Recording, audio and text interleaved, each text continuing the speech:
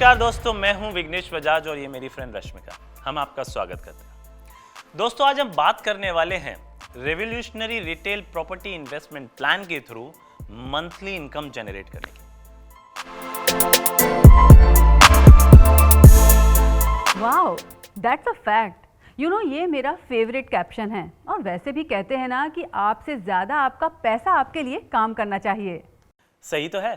Financial stability और bright futures के लिए सेविंग्स एंड इन्वेस्टमेंट हम सब के लिए बहुत जरूरी है। वो तो ठीक है विघ्नेश, लेकिन अगर मैं ये कहूँ कि सेविंग्स और इन्वेस्टमेंट एक दूसरे के ऑपोजिट हैं तो? ऑपोजिट मतलब कैसे?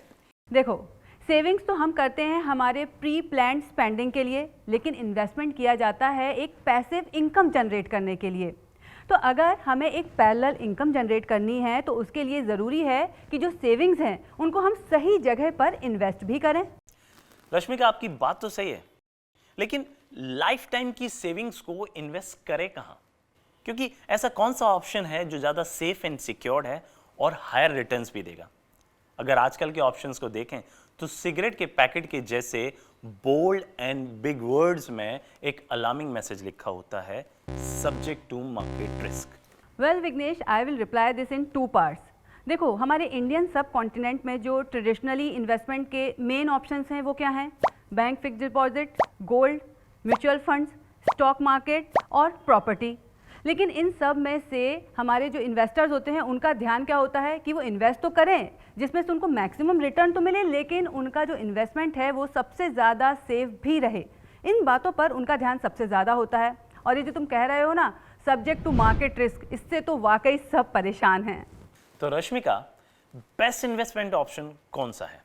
वेल, एक पोर्टफोलियो मैनेजर की कैपेसिटी से बताऊं तो हर इन्वेस्टमेंट की कुछ स्ट्रेंथ और कोई वीकनेस होती है। तो इसलिए कोई इन्वेस्टमेंट हो सकता है आपके लिए परफेक्ट हो लेकिन मेरे लिए नहीं हो। इसलिए कभी भी कोई क्या कह रहा है या कोई क्या कर रहा है, इसको देखकर अपना प्लान कभी भी मत बनाओ। हर एक के लिए एक डिफरेंट इन्वेस्टमेंट स्ट्रेटजी सोचनी पड़ती है और कभी कभी मल्टीपल इन्वेस्टमेंट ऑप्शन में हमें अपना इन्वेस्टमेंट स्प्लिट करना पड़ता है। लेकिन अगर कोई एक इन्वेस्टमेंट ऑप्शन मुझे चूज़ करना होगा तो मैं आंख बंद करके प्रॉपर्टी चुनूंगी। रश्मिका, ये हुई ना मेरे मन की बात। मैं हमेशा से कहते आया हूं कि सेफ एंड सिक्योर्ड रिटर्न्स के लिए प्रॉपर्टी बेस्ट ऑप्शन है। इसकी कुछ खास बातें हैं, जैसे प्रॉपर्टी टेंजिबल है, property monthly rental income generate करने के साथ साथ उसका प्राइस एप्रिसिएशन हमेशा इन्फ्लेशन से बढ़कर होता है।